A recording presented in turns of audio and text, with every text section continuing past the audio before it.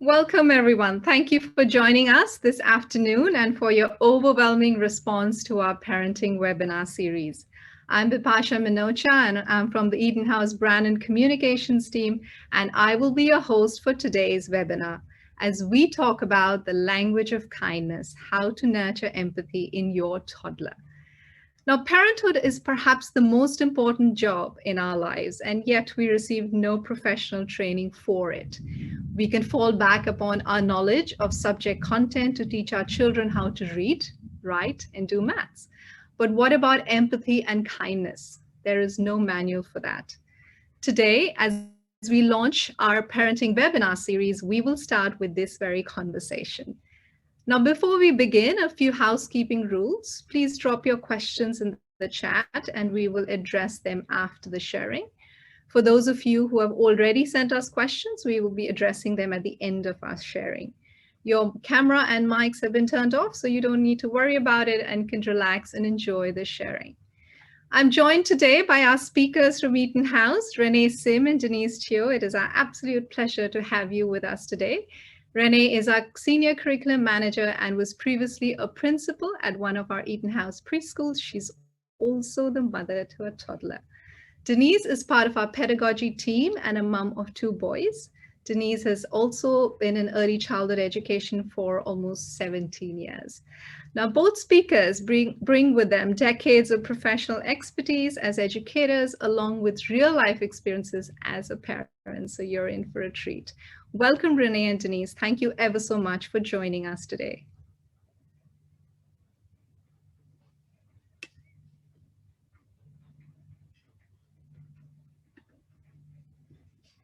Renee, would you like to say a few words to introduce yourself?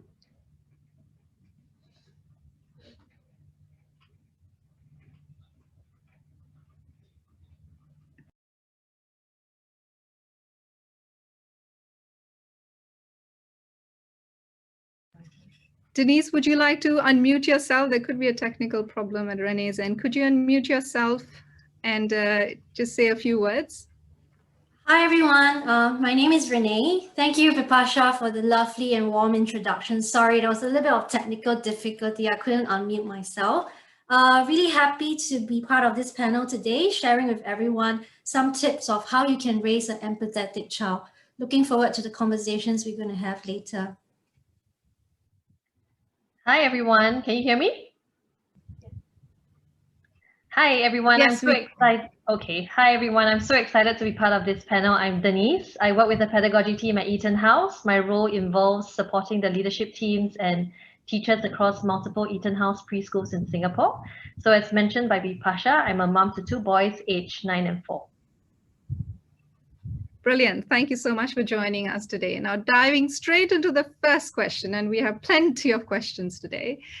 Is kindness a learned behavior? Can it be modeled, or is it intrinsic to the individual? Denise, would you like to have a go at that?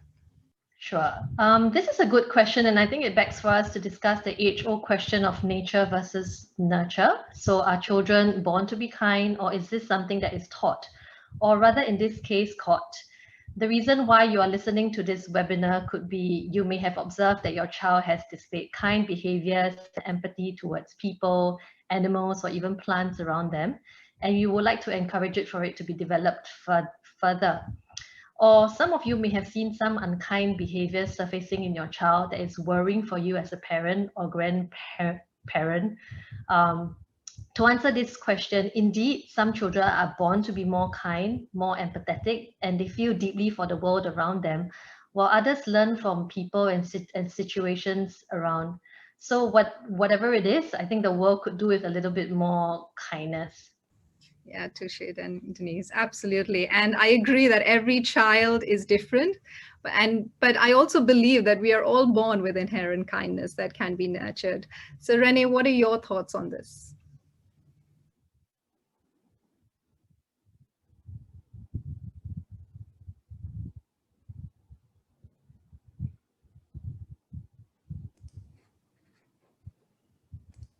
Sorry. That was the mic issue again. Yeah, so I think this is a fantastic question to start today's sharing session on kindness. I believe that children are born with an innate nature for kindness and good. However, such innate nature needs to be nurtured in their growing years. So I think when we talk about kindness, it is actually a value-driven behavior. So as parents, we need to have a clear sense of, what are the values that we see important, because it helps us to provide clarity in what we want for our children. So in this context, if kindness and empathy are seen as important to your family values, we need to keep this as our main goals for our child. And very often when we are very clear about our goals, we will find ways to effectively guide, encourage, and reinforce the value of kindness and empathy to our child at every possible situation. It will also help us to model the desired behavior that we want our children to learn from us, because we all know that children are more influenced by what they see their parents doing rather than what we tell them to do directly. So sharing a personal interaction with my son, I make sure I model the kindness through my interaction with him, as well as other members of the family. And I'm mindful of the choice of words I use when I interact with him, as well as the other members in my family.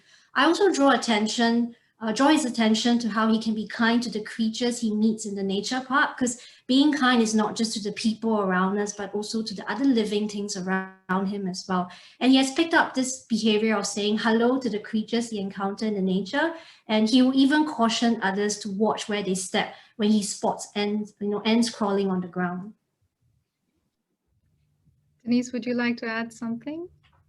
Yes, thank you, Renee, for sharing. My children too like to move snails out of the walkway when we go for walks in the park. So I totally can imagine how is that happening for you at home.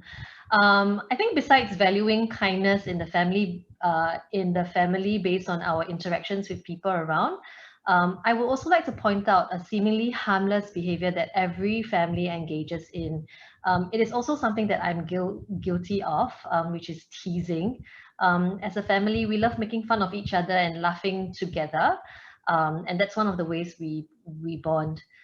Case in point, my younger son was doing something really funny and we laughed, but he took it the wrong way, and he shouted at us and said, "Don't laugh at me," So we had to stop and explain that we were laughing with him, together with him, and not at him. I think this particular incident drives home a point that when we are not careful, teasing may go overboard. So as adults, we need to be mindful to ensure that teasing does not become demeaning, taunting, and degrading. When we tease without inhibition, we are modeling unkind ways to interact with others. I would liken it to interacting or talking about specific groups of people in our community. So as adults, we model the descriptive terms we use and associations made about people around us, right? So making a sweeping statement like that person is fat because he's lazy is disrespectful and unkind in so many ways. How would we know if it's not a medical condition that this person is dealing with, or perhaps this is something that this person is already working on.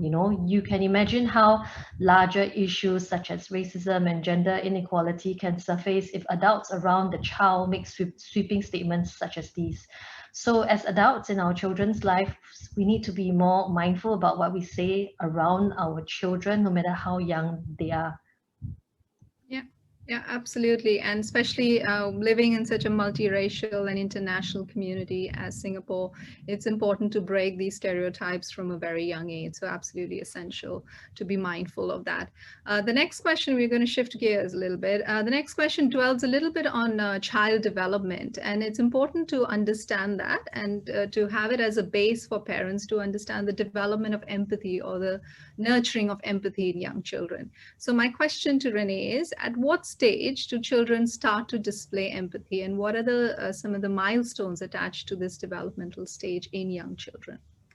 Sure, but I would like to start by sharing the definition of empathy. So empathy is actually the ability to imagine how another person is feeling in a particular situation and respond with care for that person's feeling. So starting from infancy stage, 0 to 12 months, babies learn to trust and form attachment with the people around them. And the development of empathy is rooted in the connection and bond that they form with others. So when an infant observes, the caring, responsive behavior from parents and caregivers, it actually lays the groundwork for later empathy, development of empathy in life. It also helps them to develop a strong and a secure attachment to the adults around them. So consistent, responsive, active engagement is actually crucially important at the infancy stage, which is why we should never let the babies cry it out. And I personally disagree, because when their needs are responded promptly, it sends them a signal that they're valued and their needs are heard. And then when we move on to the next stage, between age 1 to 3, which is the toddler stage, you'll realize that the toddlers become more aware of their own feelings and those of the people around them. And you start to see that they move from parallel play to wanting to participate in groups and social situations. They also develop sensitivity to other feelings. And this is why you observe some toddlers will mimic another child's emotional stage. For example, during school drop-off, if your child sees, another child crying, you often see that they will start to clench their facial expression and starts to go into a distress mode. Or sometimes they will burst into tears when they see someone getting hurt at the playground. And these behaviors are critically important because it's a sign of them developing empathy. And to encourage empathy in your toddler, you can help by modeling the behavior. Like sharing a personal example with my son, I always help him to take notice of the condition of the plants around him when we go for a nature walk. So now he begins to understand that plants will wilt without water. So whenever he spots a wilting plant, he will say like, "Mama, plant is thirsty, need water." And I will help by identifying his feelings and compliment his, kind thoughts and kind actions. So I will give him a response and acknowledge him and say that that's really nice of you. You've helped the plant to get better and it will grow strong again. And at preschool stage, the child's ability to empathize with others grow. So they start to develop listening skills and they have this ability to respond and understand the feelings of others. And this is also the strong age. This is also the age where they have a strong sense of fairness. They are always asking like, this is not fair. Like, how come this person can have this and I don't have it? But they are highly aware of others' emotions, but then they may not be fully equipped with how to react to somebody's pain or strong emotions. So this is why sometimes we observe that children react with inappropriate behavior from an adult lens, such as laughing or teasing when they see their friend fall at a playground. But I think these are great learning opportunities for parents to step in and gently remind our children, how might you feel if someone laugh at you when you fall off the swing? What do you think you would like someone to help you with when you fall? Using these open-ended questions, helping your child to take on some perspective taking would help your child to grow in his or her empathy. And I think the most important of all for us as parents is to role model the empathy behavior that we want for our children. So it's about showing our children how to be kind to others, from caring gestures like giving a hug, listening calmly, and letting them know that you care when they feel upset. Brilliant. Moments of impact, using everyday situations to teach and learn and grow alongside as a parent as well as a child. So that's great. Thank you, Renee, for sharing some of those really important parenting moments with the listeners today. That obviously adds more depth to your sharing. And also the useful research and theory that underpins the development of empathy and social functioning in young children, and also translating into practice. So that's great. Denise, would you like to add anything? Sure. Let me just share an anecdote that I happened to witness when I was teaching the pre-nursery level in one of the EtonHouse preschools. Bearing in mind that these children are about 18 months old, it was a time where there were some new joiners in the class and separation anxiety was at the peak during drop-off. So you can imagine a lot of crying from the children and some from the parents as well. So there was this child who had settled and was playing with some toys on the ground. Right beside her was a boy who was crying upon drop-off. Now with one hand and her eyes on the toy, this child used her other hand and started to pat the back of the boy who was crying and said, "Mama will come later." I think that this particular scene is forever etched in my memory because I was so surprised that at the tender age of 18 months, this girl was able to display empathy and offer comfort upon observing her classmate in distress. I mean, here at EtonHouse, we believe in a truly competent child capable of being kind and respectful from as young as 18 months old, which is the youngest age group that we have in our community. We observe how young children are able to display empathy given the right circumstances. At the same time, as educators, we give voice to that and we support the development of kind behaviors in young children. Thank you. That was such a beautiful story. Thank you for sharing. Now, moving on to our role as adults. How can adults nurture empathy in children? And can you share perhaps some strategies and tips that parents of young children can use in their daily interactions? I'll direct this question to Renee first. Sure. I think first thing first, before we begin to start to want to nurture empathy in our children, we need to first practice kindness to ourselves. Sharing this from personal experience, because I think the amount of self-judgment and self-criticism we experience as parents is greater than any that I've ever found, ever since I became a mom myself. So I think because we care so much, we hold ourselves to these impossible high standards at all time around the clock, and it really isn't helping us to be better parents or modeling to how we want our children to learn us to be. So the hack that's been helping me is recognizing that I'm not going to be perfect all the time. There will be good and bad days, but when I make a mistake with my son or catch myself being unkind to him, because sometimes life is just really difficult, the first thing I do is to recognize that I've not done something right. And instead of wasting time dwelling into mom guilt, I make it to a point to apologize to him and let him know what I've not done well in. So I apologize, validate his feelings, and I will tell him that I failed to express myself inadequately. And this takes practice, but by doing so, I'm actually modeling a behavior to him that, there's always room for improvement. Not everyone is perfect, and there are always opportunities for people to try again. It also helps me to manage my emotions as a mom, because sometimes the situations that is right in front of you can really be challenging. But I would tell him that I'm in the wrong. So I would explicitly state, I'm really sorry, Mama did not handle that well. Can we try that again?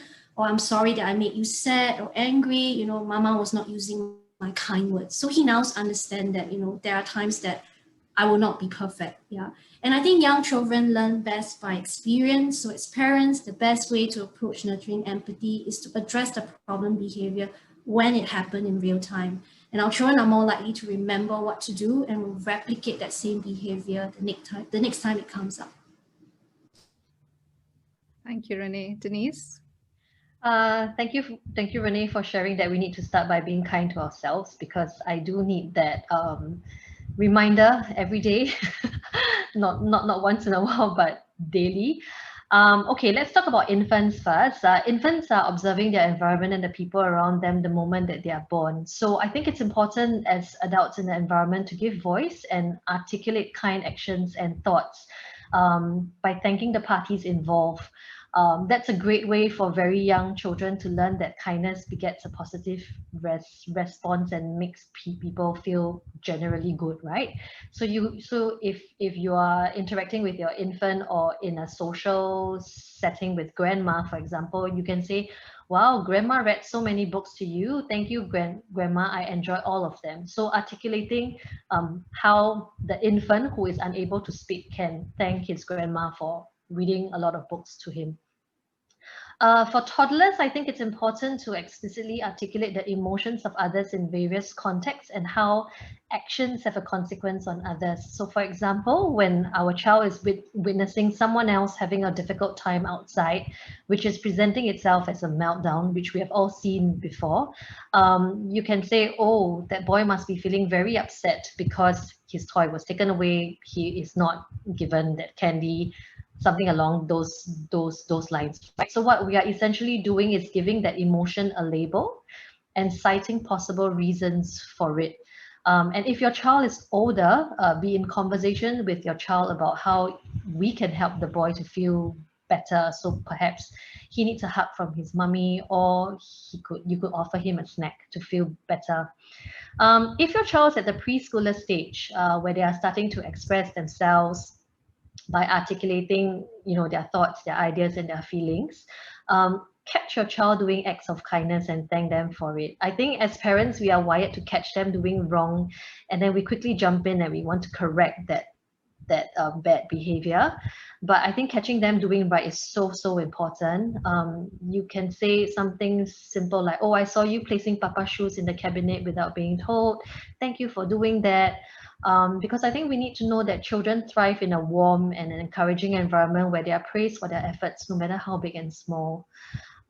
We can encourage kind behaviors in our daily lives, little acts like holding the lift door, giving up a seat on a bus or train for someone else, writing notes and calling a relative, especially, in our climate, living in a pandemic, are acts of kindness that our children can observe us engaging in with others. So in a nutshell, it begins with us intentionally choosing to be kind in our interaction with our children, helping our children be aware of the feelings of others and the circumstances around them, offering the opportunity to engage in kind behaviors, and then reinforcing these behaviors and attitudes when we offer praise and positive affirmation. I like the way you emphasize the importance of language and how articulating feelings even with very young children stems from the fact that we respect them and value them and want to support them and we hear them.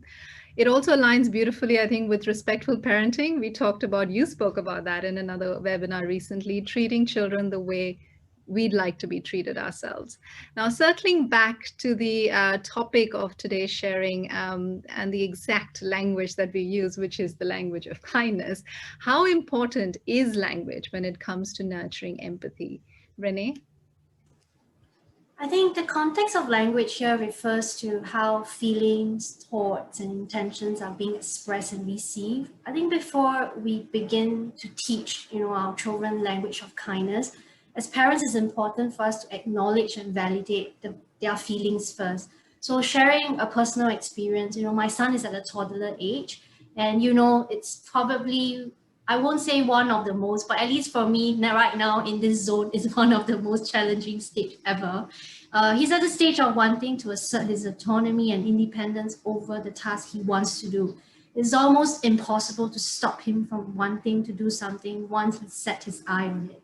But his speech is still developing and he has a very limited vocabulary bank to express himself. So on many occasions, when it's something that he's feeling frustrated or not able to achieve, and sometimes adults around him, like my husband will want to step in to help, or I want to step in to help, he would start to scream and say really hurtful words like, I don't want mama, no, go away, But instead of stepping in to correct or reprimand him, because those words can be hurtful, especially in those very tense situations, we need to take a calm approach as parents to acknowledge and validate his feelings and help by giving him, the appropriate ways and words that he can articulate his thoughts and feelings. So, I would make it to a point and go down to his level and say okay, mama know that you're upset, you look upset. Are you trying to ask mama not to help you because you want to do it by yourself? It's okay, I hear you, you're upset, but you don't have to scream. You just need to use your words and tell me what you need. How can I help? So it's about validating and acknowledging his feelings first and then giving him the words and strategies to better articulate and express himself. And our children model after our language and emotional responses. And I want to stress this part on emotional responses because in situations like this, if we were to react with unkind words, like for example, if he starts saying, I don't want mama, and I start going to an emotional response and I react with anger, these are the learned behavior that he will actually model after me the next time when he meets into similar situation. So they observe not just how we speak to them, but also very importantly, how we speak to the other members in the family. So I always remind myself to be mindful of how I interact with others and the choice of words I use, whether it's with my spouse or even the helpers we have at home. And I also encourage him to show appreciation to others when someone is kind to him. I make an effort to model that through my interaction with everyone in the family, saying thank you, excuse me, sorry. But I think it will take lots and lots of practice and consistency. So it works best when you work together as a family to model that language and acts of kindness with one another. Thank you so much. Denise? I think indeed, as Renee mentioned earlier, it is more important to connect before correcting. I think the language in which we use while interacting with our children is so important. At the end of the day, children need to be given the right vocabulary to articulate their feelings, to make sense of what's happening around them, and to be kind to someone. Children need to be exposed to a wide range of feelings and its accurate labels. So let me give you an example. Feelings such as disappointment, jealousy, unfairness, rejection, and anxiety are some feelings that are commonly associated with sadness and anger. So by using the accurate labels to describe a child's reaction to circumstances, it is the first step to nurture empathetic responses from our young children. The adult role here is so crucial in helping children develop the right language. As adults, we help children to make sense of the world around them. As Renee mentioned earlier, asking questions like, what do you think is happening? How are you feeling? This will help children to build an understanding of the complexities of being in a relationship with someone. As adults, we model the way we show concern for someone. Are you all right? Do you need help? How can I make you feel better? Some of the questions that we can ask them. Something that I've experienced with my own children is that I was observing how my elder son is not being very kind to the younger one. I observed and I realized that he was being very instructional in the way he was interacting with his younger brother. For example, stop doing this, don't do that, and similar to how we would dish out instructions for him throughout the day, I then became more aware and intentional to interact kindly with him, asking him about his day, reminding him that I'm around to help him should he need any help, and just simply being kind in my language and actions towards him. In a nutshell, I think we need to understand that children are not being kind. They simply do not have the capabilities or chance to practice showing kindness to someone else. When we adults model kindness in our language and actions, we support children to do the same. Yeah, thank you both. I feel parenthood makes us take a long, hard look at our own values and ourselves, the language we use, the feelings and prejudices we have towards others. I feel it also makes us want to be better versions of ourselves so we can model language and behavior in our children. Well, we should give ourselves a pat on our backs. We have incredibly important jobs as parents, and I think we're doing it well. We have to also be kind to ourselves. Right, so now we move on to some of the questions that came from our audience. These questions came in when you signed up for the webinar. So we're going to go to the first question. What do I do if my child doesn't display empathy or kindness? Renee. Sure, this is a great question. And I think these questions bring us back to the initial sharing of the values that we embrace as a family. So it's important for you to be clear what are some of the values that you embrace as a family and you operate as a unit. So all of you have to ensure that you agree to the set of values and ensure that the strategies and reinforcement that you work with your child remain consistent. So as a parent, I'm very mindful of my interactions with my son so as not to send him a confusing signal that he has to do what he's told. So in moments that, when he's not able to be empathetic to someone else, I make an effort to tune into his feelings and needs. I have a conversation with him to understand the reason why he's not ready to share, play, or be kind to others. And I want to caution parents not to fall into this habit of expecting our child to readily share with others all the time. Because, just like what Denise shared, Bipasha, you shared as well in the past Respectful Parenting seminar, that we want our children to be treated like how we want to be treated ourselves. They should be given a voice and a choice on when and how they would like to share their personal effects. Because just like when our roles are reversed, we adults may not be readily want to share our personal possessions with everyone we encounter in our environment. But instead, we can encourage our child to try again the next time. We acknowledge, how they feel. We give words of encouragement. So for a younger child, you can say, it's okay. I understand you're not ready to share your new toy because you still want to play with it. So when you say that, it's telling them that, okay, you understand how I feel. You're not forcing me to do something that I don't want to do and I'm not ready to do. And for an older child, you can say, it's okay. You can let your friend know that you're not ready to share now. And you will let him or her know when you're done playing with the toy. So this also gives some very immediate strategies that helps the child to know that, oh, it's okay, right now I can have the time and space to play with this toy that I really like. But when I'm ready, I can always let the person know that I'm ready to share. I'm given an opportunity to try again. Yeah, absolutely. I mean, sharing should be a happy emotion, right? It shouldn't be something that you're forced to do. Otherwise, it will not be intrinsically motivated. Right. We have another question.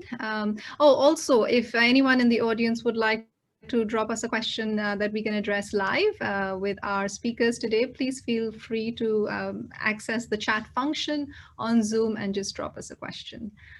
Right. Moving on to the next one.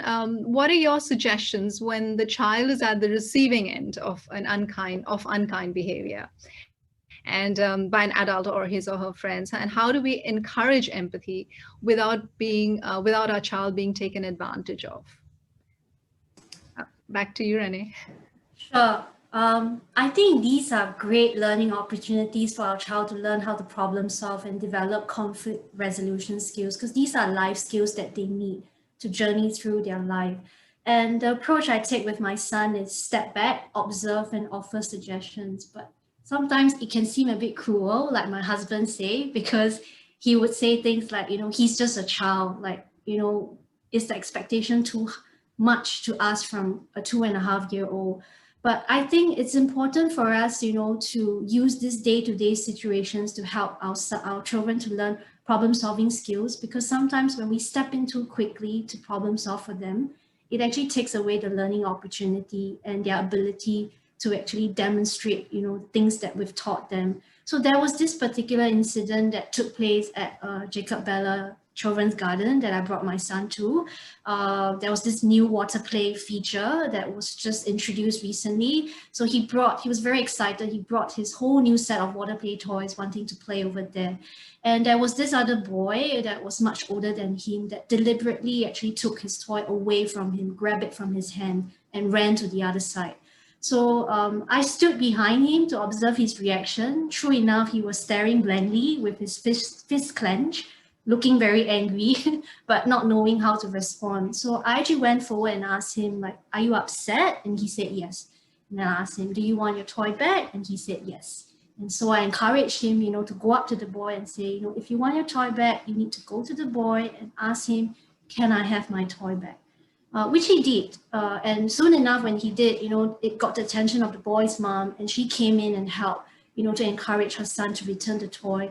And as I reflect on this incident, I think that was a great opportunity for him to learn, how to acknowledge how he's feeling and be able to come up with strategies to problem solve that situation. So sometimes I know on the receiving end, it can seem like they're being taken advantage of, but when we parents step in to offer strategies to help our children to stand up for themselves, they will be able to respond with an empathetic response to the other person who is unkind to them as well. Right. Actually, taking from that particular incident that you shared about your child getting upset, and he was maybe bordering on a little bit of anger about the way he was treated. This is a question that's come in at the live on the chat. How do you enable children to manage anger? Because when they are experiencing anger, they tend to either lash out at others or lash out at themselves as well. So how does one address or help children to regulate anger or regulate emotions when it's bordering on, self-harm? Either Denise or Renee, if you want to take that question. I could take that. I think at the end of the day, it's to understand that the feelings of anger or sadness or having outbursts is completely normal. I think it's letting our children understand that it's okay to feel angry, but it's what do you do with the anger, right? So lashing out at someone, hitting someone, kicking someone may not be the best way to cope with the anger. So I think it's firstly accepting that and helping our children accept that being angry is okay. We need to teach them different ways and handles to manage the emotions that come. So in our previous parenting webinar for the younger children, we talked about how feelings come as a wave, right? Like I feel like, I'm a volcano about to explode, So for children, we articulate feelings in such a way. For older children, it's really sometimes as simple as taking them out of the situation, have a chat with them, connect again. I cannot emphasize this further. Connect before correcting. You need to ensure that you are connected to your child before you can do any form of correction, because they are not in a they are not in a space to really listen to what we have to say. So I think it's very important to take them out of this situation, deal with it somewhere else, and then come back to it again. Thank you. Thank you for sharing, Denise. No worries. Coming back to the earlier question where we said, how do we encourage empathy without our child being taken advantage of? Would you like to share your thoughts on the matter, on the question? We need to understand that different people have different thresholds when it comes to being kind to someone else. For example, I have a threshold for maybe unkemptness or uncleanliness in my home, and you have another threshold, right? So I think in this climate, to understand where we are asked to social distance from one another due to the pandemic, we show kindness and concern for others in different ways, right? Some of us will show kindness by making a call. Some of us will order food and pastries to share. I mean, who decides which is a kinder gesture? And are we being kind enough to the people that we care about? So this notion of enough is so subjective because it's so dependent on both the giver and the receiver. I think one thing I would tell parents is that when you feel that your child is at a disadvantaged position, where you feel like someone is taking advantage of them, it's important to go back to connection over correction. So instead of correcting your child and saying he should stop giving so much to someone else, he should stop being so kind, he should stop being so patient, try to understand his perspective and support him in articulating his threshold. So it would be good to examine the idea of filling and depleting your love tank or your bucket, whichever way works for your child. Is he running on an empty tank? If so, what are some ways that he can step away from the situation and fill up his love tank again so that he has more to give, right? And then it's important to continue the conversation at each step of the way. So I see it as a cycle that is taking place. And as parents, we just need to be there for every step of the way, especially when our children are stuck. So it's not fun to see our child being taken advantage of, but think about it. It is them building social skills and getting them ready for the real world that it's coming, right, for them. So yeah, that's all I have to share in this. Thank you. Thank you so much. That makes so much sense. I mean, being a mother of an older child and also speaking from experience, because when children are, I would say, have a higher emotional quotient or are attuned to other people's sadness or situations more so than others, it's so much more important to be always there with them and listen in and tune in. And, the pedagogy of listening, as we talk about, listen with all your senses. And when it comes to older children, they tend to kind of close themselves as well, right, into a silo. They don't share as much, and that's when you need to look at opportunities or activities or experiences. It could be basketball, it could be just playing a video game, to really spend time with these children and connect and understand what they are going through, because you don't want them to stop being kind. You have to encourage them to keep giving, but at the same time look after themselves and be kind to themselves. So thank you so much for that. The next question is, how can I teach empathy and kindness whilst instilling discipline? Denise. I think this is a question that we always have, right? It's really okay. I think what you're really asking is, how do we strike a balance between being kind and correcting behaviors that are less than ideal? I think first we need to understand that being kind to our children does not mean that we let children dictate, what is appropriate and what is not, right? When it comes to discipline, I personally would use the word positive guidance. We need to understand that guiding our children in a positive manner is not permitting them to behave in whatever way they please. Boundaries and limits that are agreed upon should be set, and consequences should follow. We need to be mindful, however, to always choose kindness when interacting with our children, especially when they are quote unquote misbehaving or having a difficult time.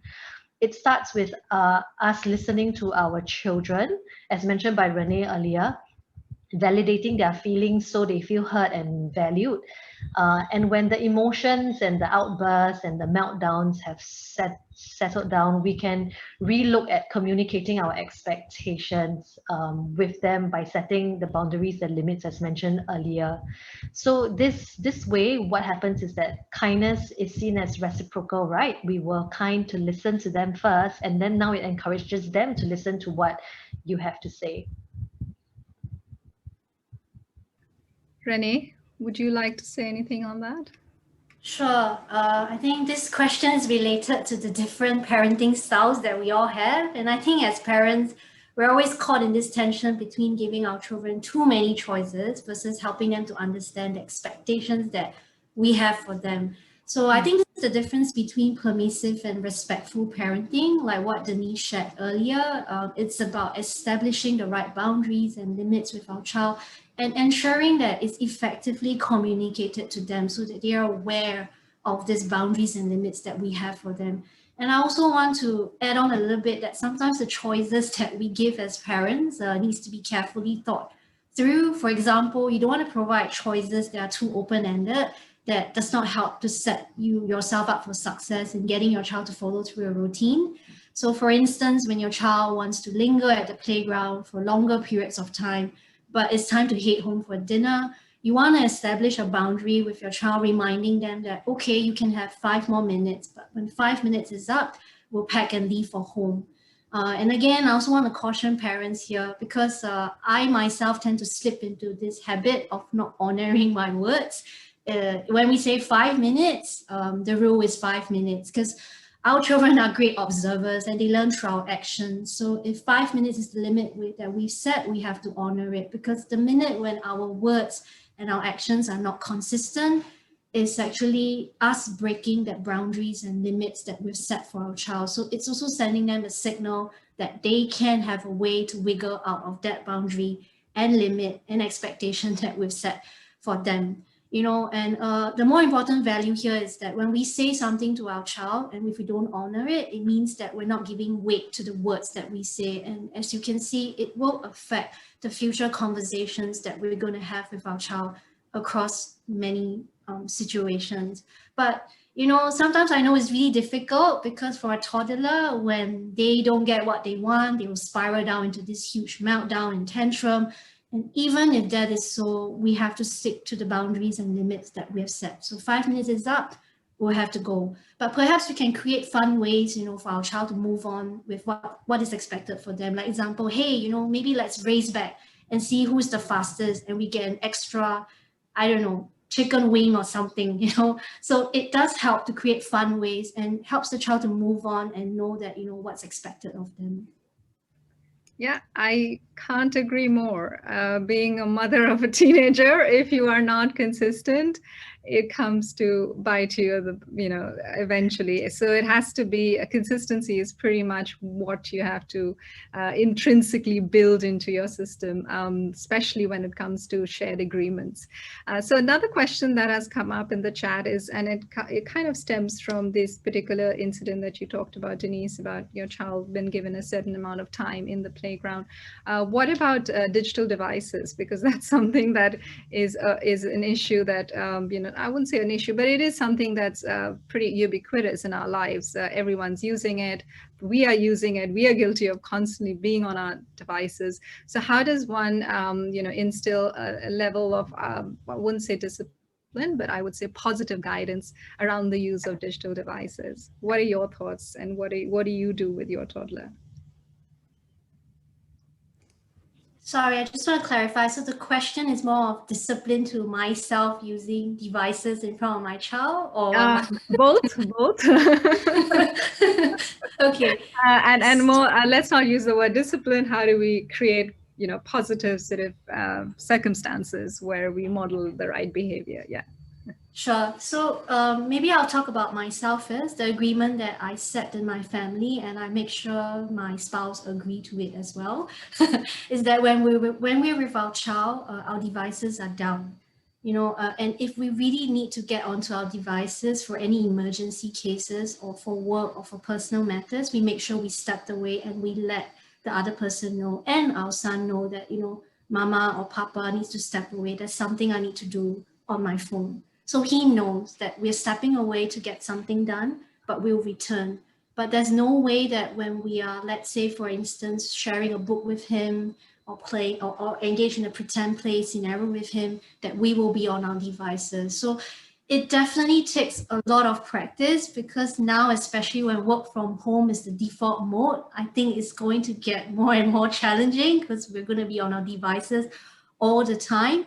But I think it's about making sure that you operate as a unit, as a family, helping one another out. So there are moments that I would, probe my husband to be a bit more mindful, or he'll probe me to be more mindful, but making sure that you take time to go through these essential agreements that you set as a family and honor what you set in place. And it's okay for these agreements to change over time, because the needs, will change over time as well as you grow as a family. And in terms of the exposure of devices for my son, he does have exposure to devices, which is the TV. There are certain YouTube channels that he really loves. And in the beginning, I'm one of those parents that to get my son to finish his meal, I had no other choice but to turn on that TV for him.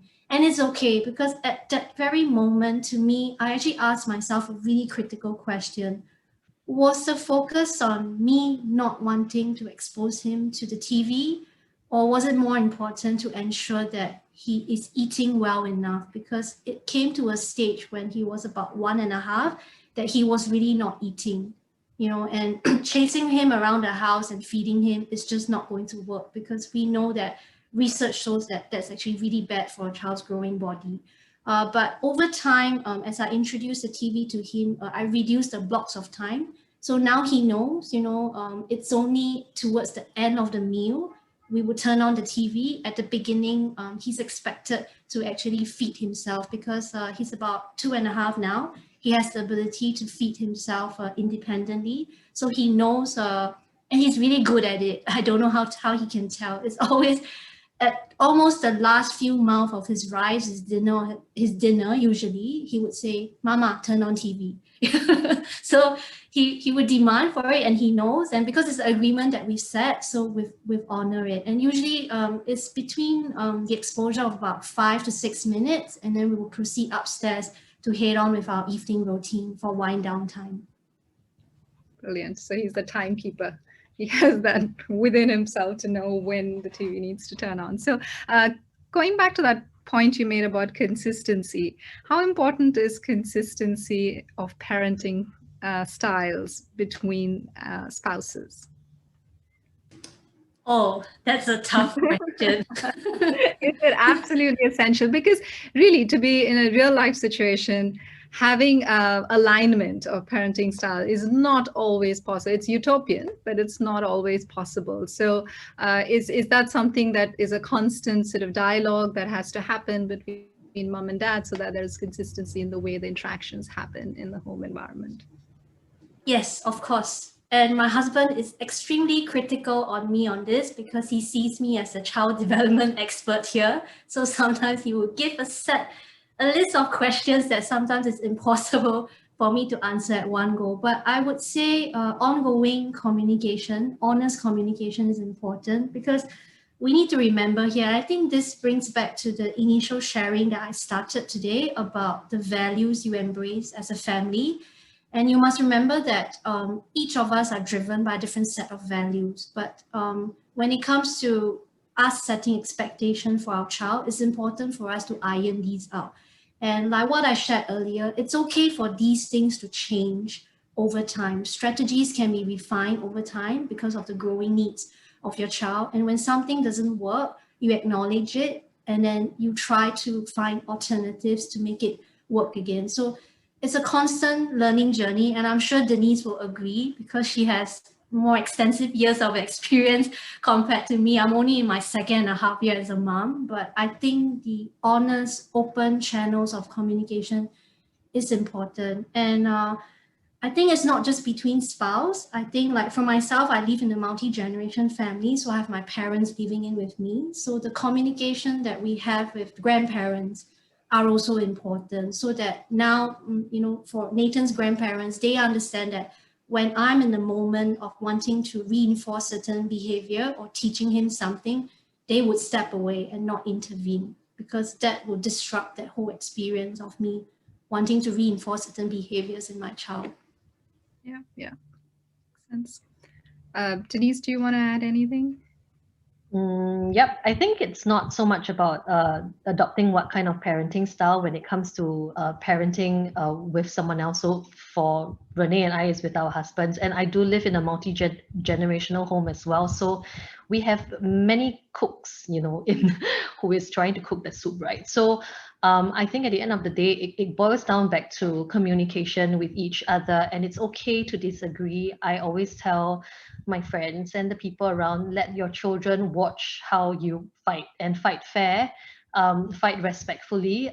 It's important for them to see that adults have disagreements and how we try to work towards coming to some form of an agreement, right? So it could be because of children, it could be because of food, it could be because of, I don't know, screen time. So screen time, I could share a little bit in terms of how we do it in our homes.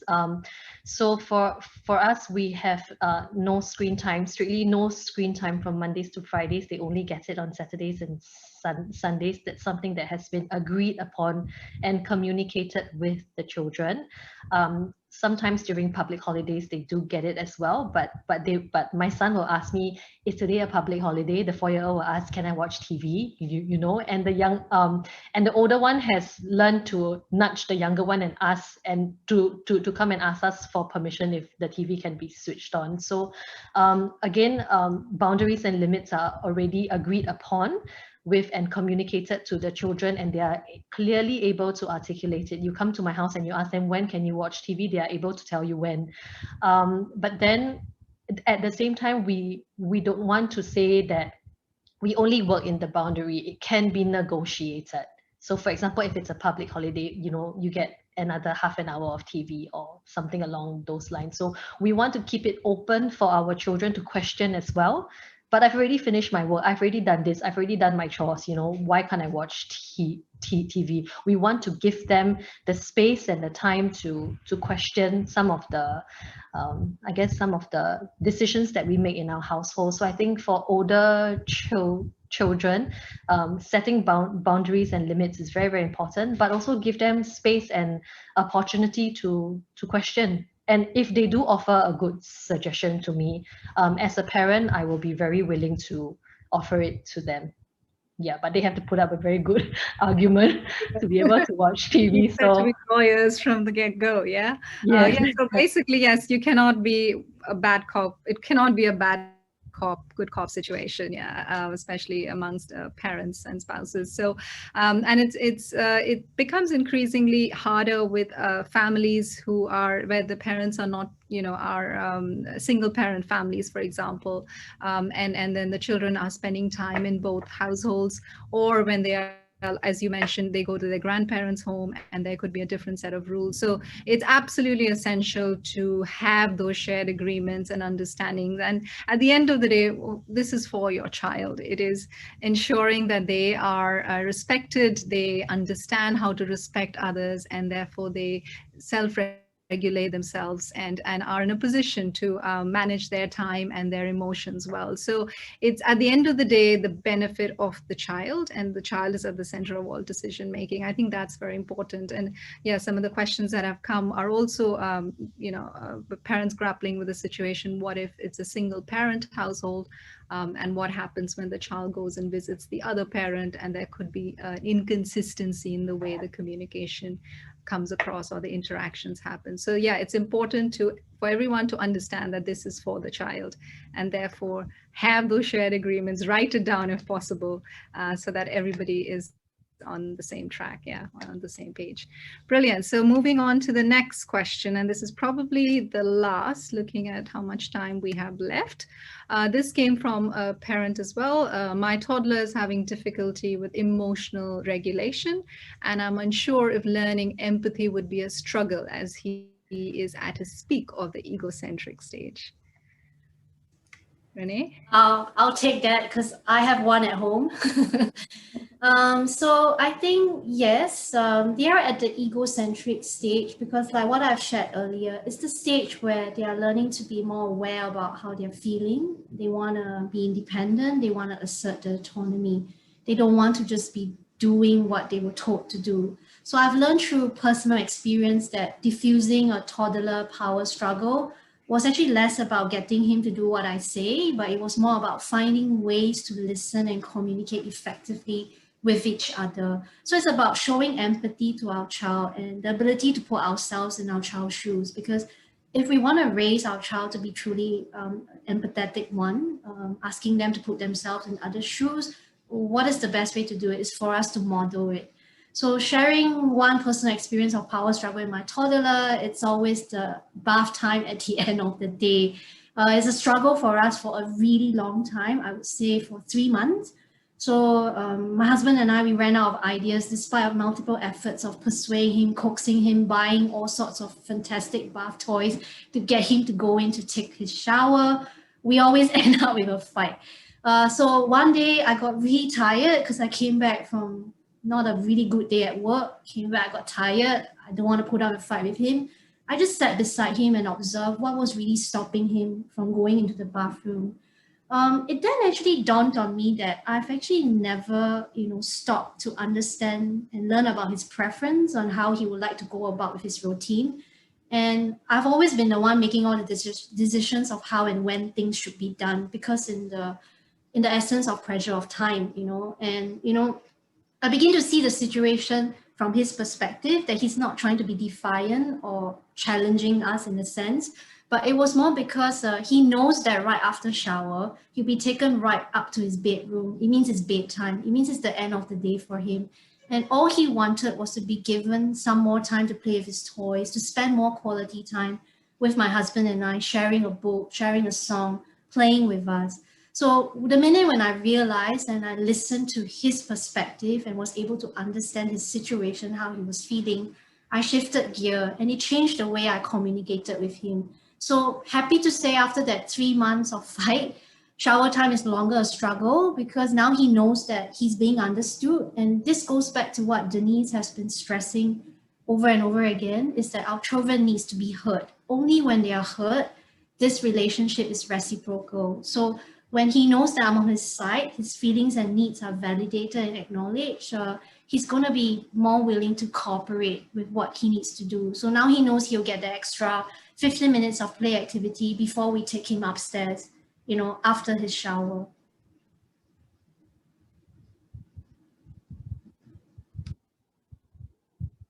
I just remembered this book that we have, this beautiful book on the magic of manners by the EtonHouse Community Fund. And this book is available for purchase. We'll send this information across when we send the follow-up email to you later on after this session.